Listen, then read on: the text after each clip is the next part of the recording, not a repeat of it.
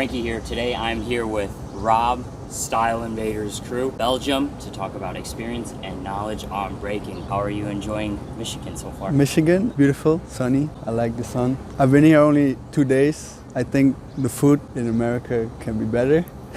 Definitely enjoying. The gym was dope as well. So one of the things I wanted to start this conversation with, I want to talk about your journey so far with Style Invaders. You guys grew up together. One of the things you talk about is how fortunate you are to have those like-minded people. Yeah, definitely. To be able to grow up with and train with and share struggles and the victories with. Can you talk a little bit about this? Style Invaders, we all knew each other before the crew was made. And the reason why we made the crew was because we were the most motivated people around us at that time who were starting out. Morris and Jordi had the idea to make a crew, and then it was Morris, Jordi, me and Sam, who were the 4 main people in the beginning. After a while, people got added, people got out, like how it goes with crews. That motivation was really the key for us. Years went by, we practiced, we had a lot of downfalls and negative times, you could say, within our own country, and beef even. With people we shouldn't have had beef with. We felt thrown out, and that gave us so much courage and motivation to not quit and to keep going and even go harder. So I think we made that kind of a revenge thing. And then we went outside of Belgium, outside the countries. We went to the Netherlands a lot, to Germany, and there actually made our name there way more than our own country. Started to really like blow up a bit in Europe. What year was this? 2016, so Style Invaders was already out for 4 years. Because of that, we had positive feedback from a lot of people, and we were, even if we hadn't, we would still be practicing daily. Me and Jordi were in school, Morris was studying in the university still. We had our own lives, but kinda was all around breaking. So besides going to school, we just were practicing all night, 7 hours, 7 days a week, sleeping 2 hours to then go to school and shit. That was like the grind times. After the grind times, I think we developed so fast due to our mindset. We didn't just break to break, we really thought about it, structured our training in a way that we're not wasting time. And then because we practiced so much and so often, there was so much time that was actually quantity and quality together, so that made us, I think, develop super fast. We started getting more recognition and blowing up a bit more, I would say, in the world, and now we're here. I think if Morris and Jordi especially weren't those times around me, that I probably would have quit breaking. I am privileged enough to be supported by these guys behind me who had the same type of way of thinking about the approach of breaking, not necessarily same goals. Of course, there were age differences, so Morris, who's my mentor as well, has taught me since the beginning of Style Invaders, even before. There were certain responsibilities that we all took upon ourselves, but he took the most and got the most negative things back unfairly. And those times, I think Morris was the one that kind of kept the glue together more, because he was the oldest too. Morris right now is 32. Jordi is 25. I'm 23. Are there a lot of hungry kids for breaking in Belgium? Definitely. We have our own project right now that we started out like a year and a half ago. Style Kids, they're hungry as hell. If they keep going, they're gonna reach, they're gonna do some shit. Like I said a little bit before, the relationship between us and our country isn't really that deep or that warm. So we tend to do our own thing, do our own business. But from what I do see is that there are a lot of kids in Belgium who are trying to do something, I think. But I'm mostly involved with the Style Kids, and they are definitely hungry and working hard. For whatever reason, this group of kids or you guys have just such an appreciation for the art, you think? Definitely, yeah. Yeah, that's what we tend to try to teach as well with our kids, because it feels like nowadays everything is spoon-fed a little bit too much.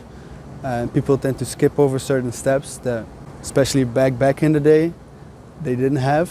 And then even in my day, they had it already, but a little bit less. Like I started in a dance school as well, but for the most part, I learned outside of the class because the people around me and stuff. And now it feels like everything happens in that dance school, and the teacher or the coaches are like, here's the information you need. So we try to get them to understand the art form and the culture a little bit more instead of just spoon feeding it to them what we think. Spark enough of their curiosity to want to look for it on their own. Yeah. Right? Don't give them everything. Yeah. Just give them enough to question. Like, well, I want to know more about what is that. Definitely. What is that about? Of course, we do force them to look up certain stuff or train certain things a certain way, because they do need a certain trust in their teachers as well. Otherwise, what are we doing there? But finding that balance. Yeah, finding that balance, and I think we have a pretty good thing going.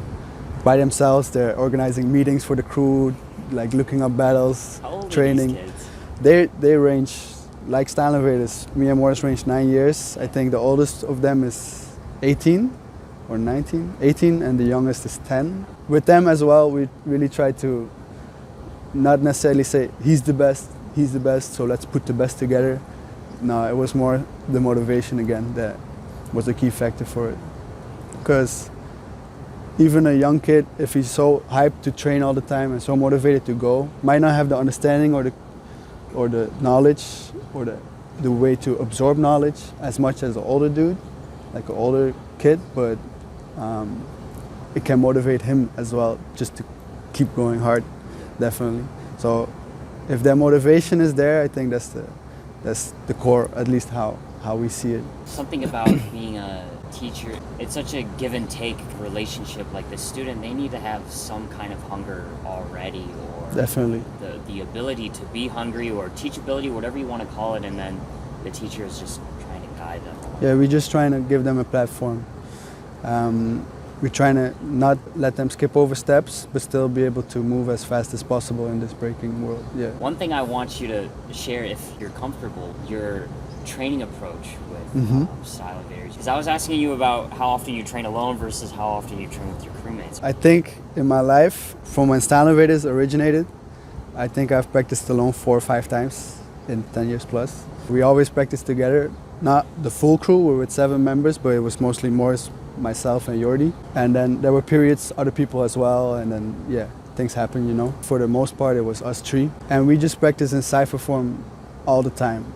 Maybe for 1 minute somebody goes fix something on the side, but that's like 1 minute of practice at most. Otherwise we just go with it in cypher form, one after each other. We have a rule that we follow the order. So if Morris started, then I go, then Jordi goes, then Morris goes again, I go. It's not random.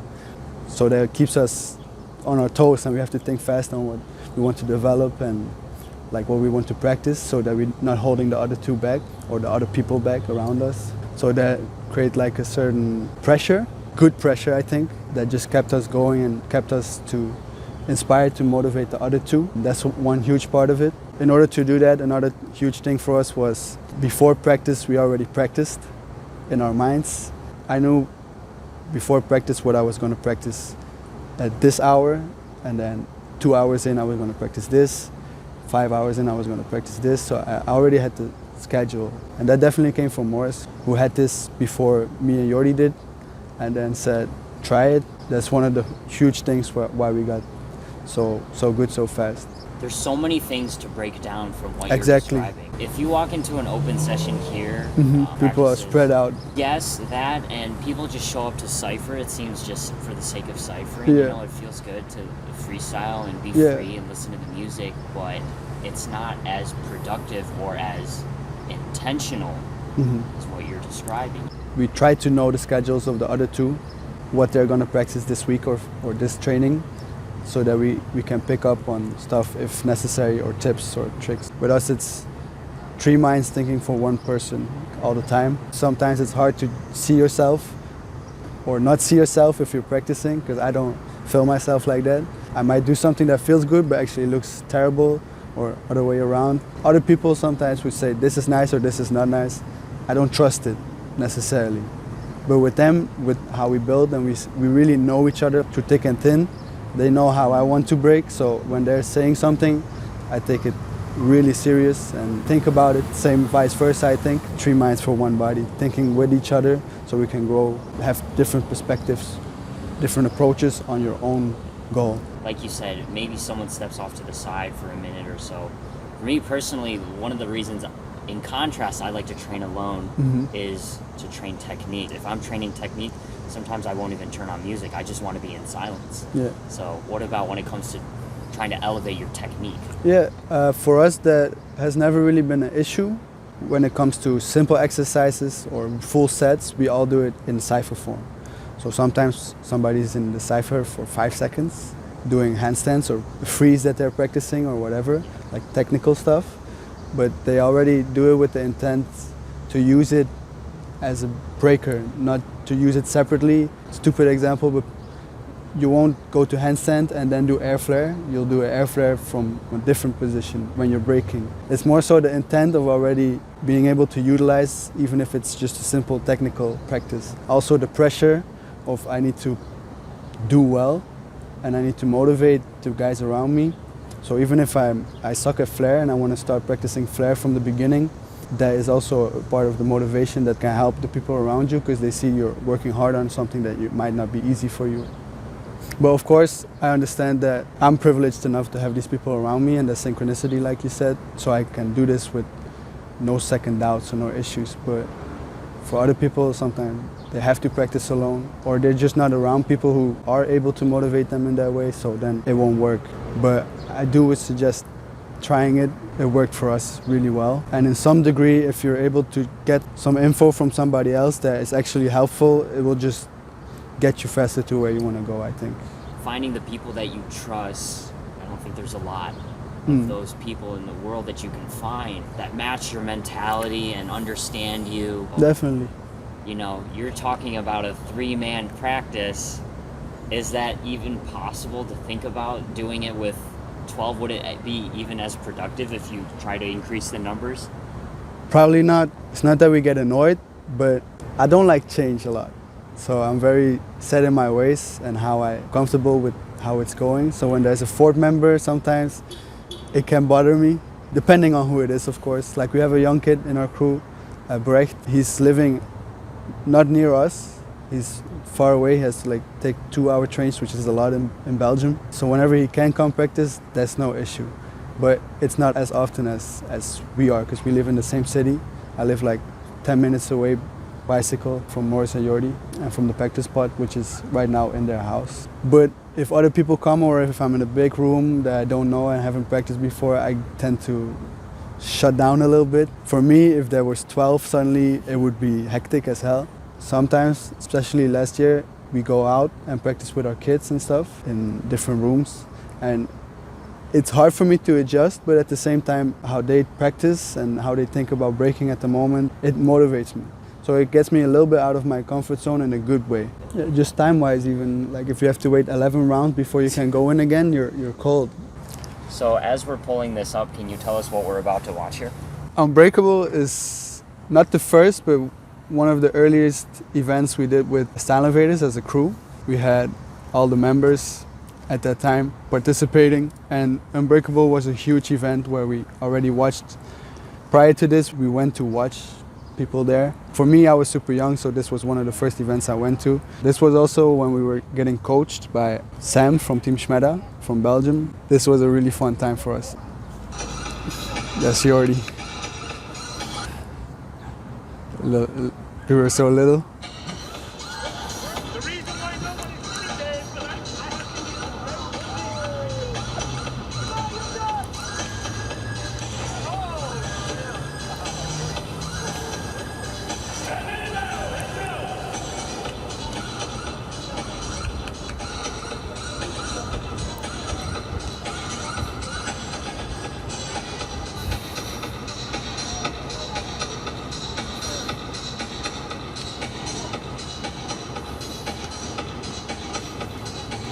Dope round. Let's look for a little Robb here. Yeah. Shit. The mug neck period.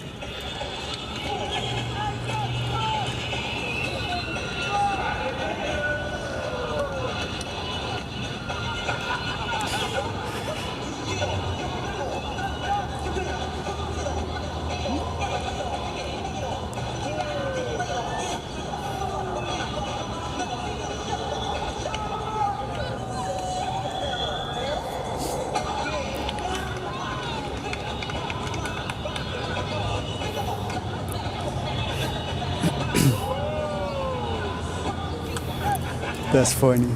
What do you remember about yourself personality-wise? There's just such that young, Yeah. innocent energy. Yeah, I gotta be honest, I don't remember a lot from when I was younger. I have this vision of myself from what I heard from my parents or from Morris and the other guys around me. So I think I know how I was, but it doesn't come from my memories. What I hear is that I was very stubborn. So that I know. At this time, I wanted to quit school to commit fully to breaking. I was 12 because it was 2013. So I was just looking to practice and break as much as I could. I had a talent for technique. I got away with it pretty easily. The four of us, me, Morris, Jordi and Brecht, are very, very competitive. So even then I was very competitive already. So I really wanted to win and do good. But I love to see it because we didn't understand breaking at all at this time.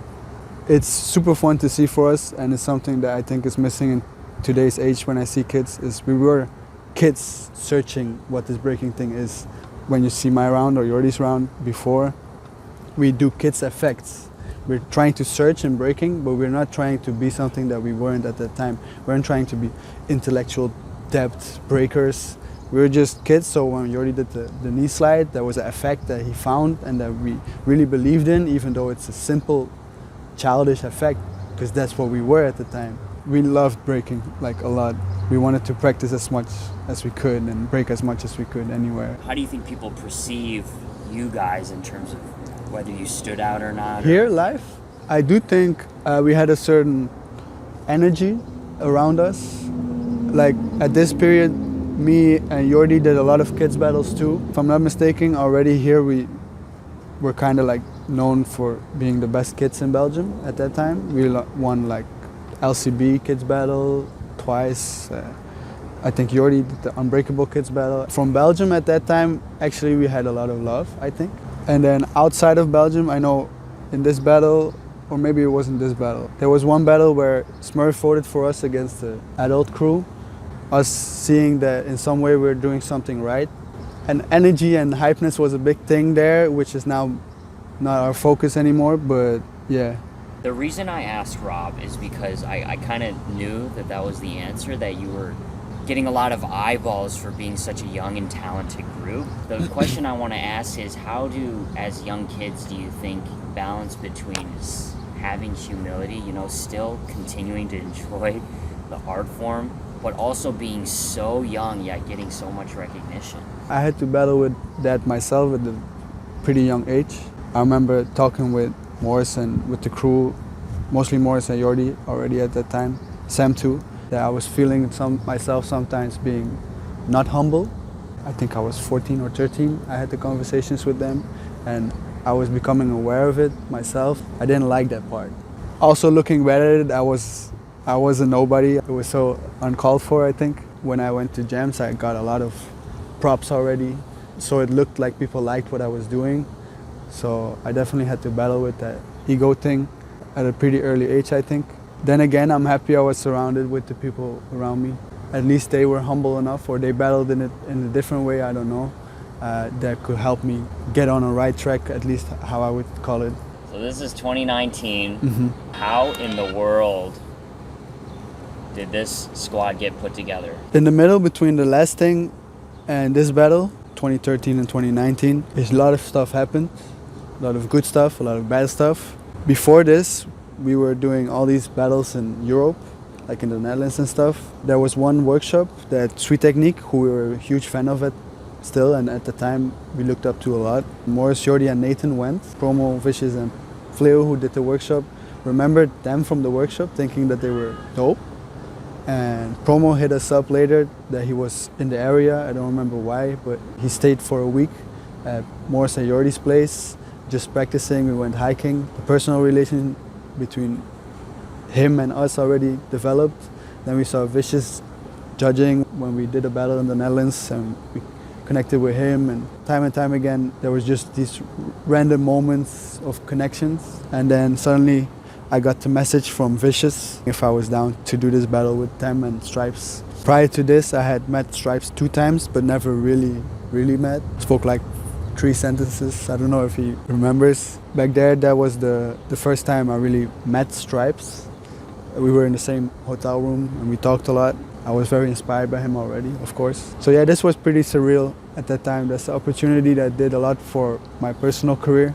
Sometimes people like to talk about how if they're battling with someone they're inspired by, it can put a pressure on them. It can either be a good pressure or a bad pressure. Did you feel that way, considering how inspired you are? Of course, I was pressured as hell. I've never had a lot of stress, ever. I'm not a stressful person. It wasn't to a point where I was too pressured to be able to do well. How we practiced was pretty helpful because I was ready all the time. For this one, I started practicing even harder when I knew I was going to this. I really wanted everything to be on point. It was weird to see that I got to stand on stage beside them like this in terms of level. So I wanted to at least sharpen my sword, sharpen my level as much as I could. Just doing what you can. Doing what I could. Know, yeah. And definitely I was nervous, but I think I'm fortunate to not have that emotion be too much for me. Yeah. Right.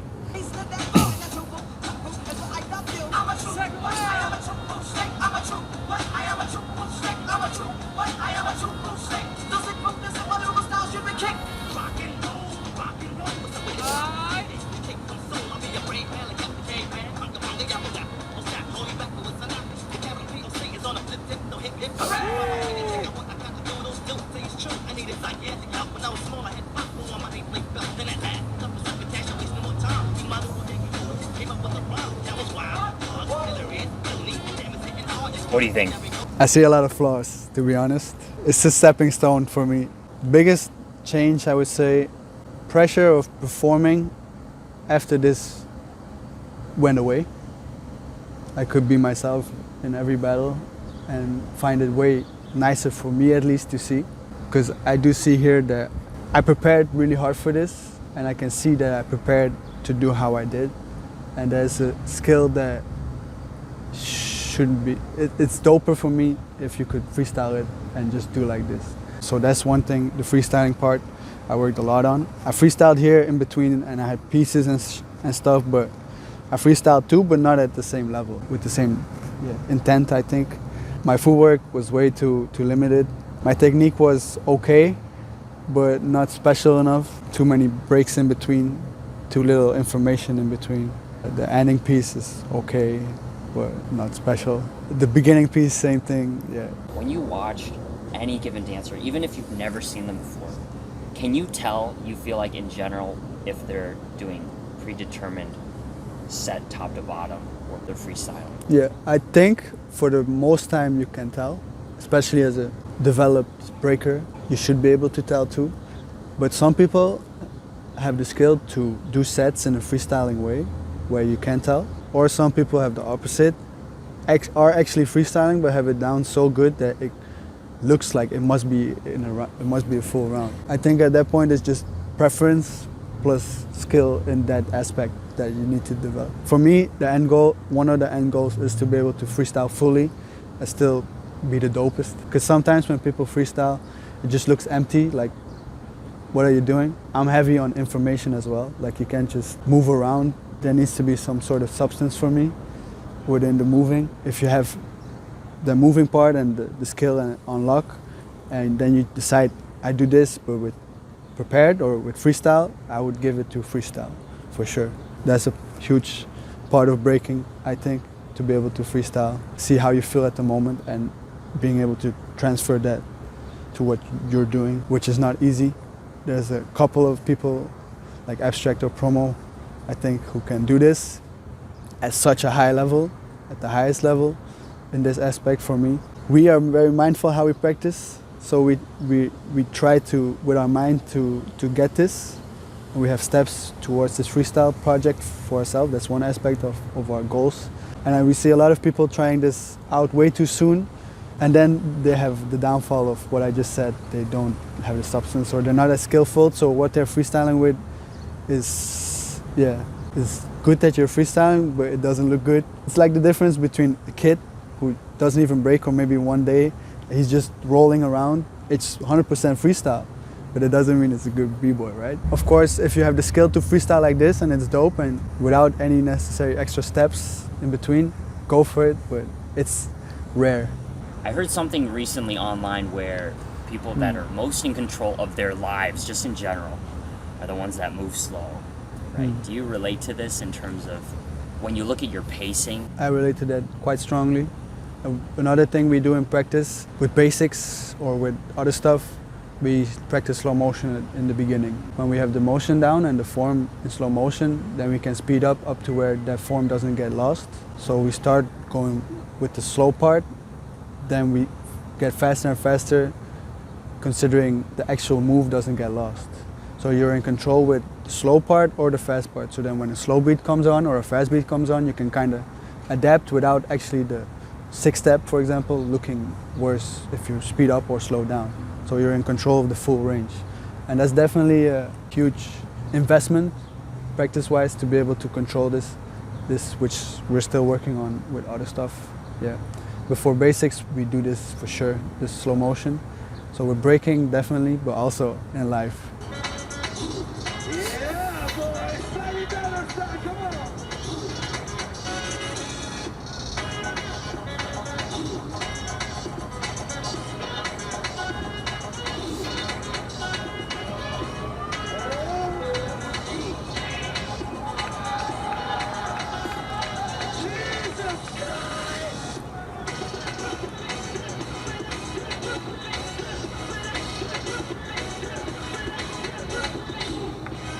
I definitely see a development in comfortability with myself.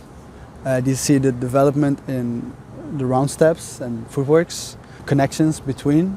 I would say I was already better here than at ROBC. Still a lot of work to do. Do you feel like dancing on a big stage has to, right? It has to change your approach to how you think about your round and how you're presenting yourself to the space? It's different. Well, for me, it's already different if it's a one-on-one or a crew v crew or 2v2. I tend to be way more comfortable with crew v crew or 2v2.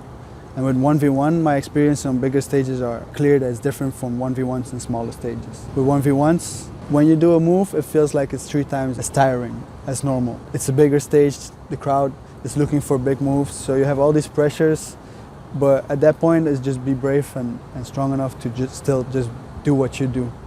For me, it should come down to skills and not performance. But of course, you have to be aware. Like, you have to look at the judges and be realistic. If you agree or not, you have to be realistic. Like, there are judges who are gonna vote against me for the way I break and say you have to play with your opponent, that's why you lost, or you have to do some gimmicks or look up or stuff like this. That's why you lost for me, which is, for me, is a whack-ass answer, but it's their opinion, it's their view. So you have to be realistic. It is a way that you can lose on bigger stages. Like, if you want to win and you don't care about finding yourself, you just want to win, then yeah, do those gimmicks and things. I hope you're brave enough to just be yourself. It almost makes me think in my head, does breaking belong on a big stage? Is it appropriate to be breaking on a big stage? Or is it just more the essence of breaking just belongs in a smaller space? I think the essence, for sure, considering where it started.